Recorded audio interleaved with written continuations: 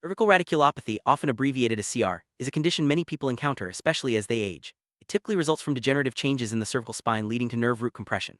This can cause pain, sensory disturbances, and sometimes weakness in the arms. While it's a common reason for doctor visits, the underlying mechanisms and diagnostic approaches are not always well understood, particularly among neurology trainees. In this video, we'll explore what cervical radiculopathy is, why it happens, and how neurologists can use electrodiagnosis to pinpoint the problem and guide treatment. Start with a clinical vignette. A 42-year-old man comes in with neck pain radiating down his left arm, ongoing for 2 months. He describes tingling in his middle finger. On examination, there's mild numbness in that finger and a reduced triceps reflex, but his muscle strength is otherwise normal. This scenario is classic for cervical radiculopathy, and it highlights the importance of careful neurological assessment. Such cases are not rare, and understanding the clinical presentation is the first step toward accurate diagnosis. Cervical radiculopathy most often arises from degenerative cervical spondylosis, which is essentially wear and tear of the spine. Other causes include disc herniation, trauma such as root avulsion, tumors, and inflammatory or infectious conditions like vasculitis or herpes zoster. Understanding these causes helps neurologists tailor their diagnostic approach and consider the full range of possible underlying issues when a patient presents with symptoms suggestive of CR. Cervical spine has 8 nerve roots but only 7 vertebrae. Roots C1 to C7 exit above their corresponding vertebrae, while T1 and below exit below. The upper limb muscles are innervated by nerves from C5 to T1. These roots join to form the brachial plexus, which then branches out to supply the arm. This anatomical arrangement explains why radiculopathy rarely causes complete paralysis of a muscle. Most muscles receive input from more than one root. Symptoms of cervical radiculopathy can include pain, sensory loss, weakness, and decreased reflexes. The pattern of these symptoms often follows the distribution of the affected nerve root, known as a myotome. For neurologists, recognizing these patterns is crucial. For example, a reduced triceps reflex and numbness in the middle finger suggest involvement of the C7 root. Clinical examination remains a cornerstone in the initial evaluation of suspected CR. Is imaging enough to diagnose cervical radiculopathy? While MRI is highly sensitive and can reveal structural changes, it doesn't always correlate with symptoms. That's where electrodiagnosis, specifically electroneuromyography (ENMG), comes in. ENMG combines nerve conduction studies (NCS) and needle electromyography (EMG) to provide functional information about nerve and muscle health. Both imaging and ENMG are complementary, and together they offer a more complete picture for diagnosis and management. Nerve conduction studies are essential for ruling out other conditions that can mimic cervical radiculopathy, such as peripheral neuropathies or mononeuropathies like carpal tunnel syndrome.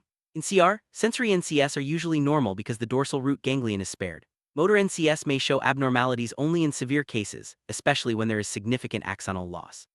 This makes NCS a valuable tool for differential diagnosis and for identifying comorbid conditions. Needle EMG is the most specific test for diagnosing cervical radiculopathy. It involves inserting a fine needle into various muscles to detect abnormal electrical activity. In acute CR, EMG may reveal denervation potentials like fibrillations and positive sharp waves. In chronic cases, the motor unit action potentials, MUAPs, become larger and more complex, reflecting muscle remodeling. EMG not only confirms the diagnosis but also helps determine the stage and severity of the lesion. EMG findings in cervical radiculopathy vary with the stage of the disease. In the acute phase, there's reduced recruitment of motor units but normal MUAP morphology. Subacute lesions show reduced recruitment plus active denervation. Chronic lesions display increased MUAP amplitude and duration, and sometimes complex repetitive discharges. Recognizing these patterns helps neurologists estimate the chronicity of the lesion and guide further management.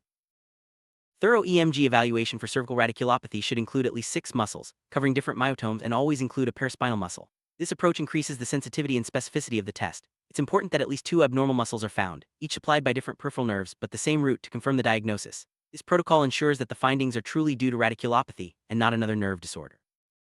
Timing of EMG is crucial. Signs of denervation such as fibrillation potentials typically appear 14 to 21 days after symptom onset. Performing EMG too early may miss these changes, while waiting too long might show chronic changes instead.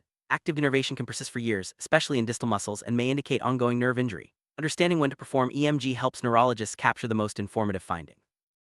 Chronic radiculopathy is marked by changes in MUAPs and sometimes by complex repetitive discharges, regular machine-like electrical patterns seen on EMG. These findings indicate long-standing nerve injury and muscle adaptation.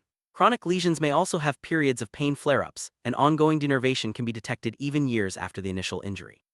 Recognizing these EMG patterns helps neurologists distinguish between acute, subacute, and chronic stages of CR. Assessing the severity of cervical radiculopathy is not standardized, but neurologists often look at the recruitment pattern and motor NCS results. Severe injuries show markedly reduced recruitment and lower motor amplitudes. This information helps guide treatment decisions, as more severe cases may require more aggressive interventions or closer monitoring. Turning to our patient, his ENMG confirmed a subacute left C7 radiculopathy, and MRI showed degenerative changes at the corresponding level. He was treated conservatively with anti-inflammatory medications and physical therapy. After 2 months, his pain resolved and he was discharged. This case illustrates how electrodiagnosis not only confirms the diagnosis, but also helps in planning effective, individualized treatment.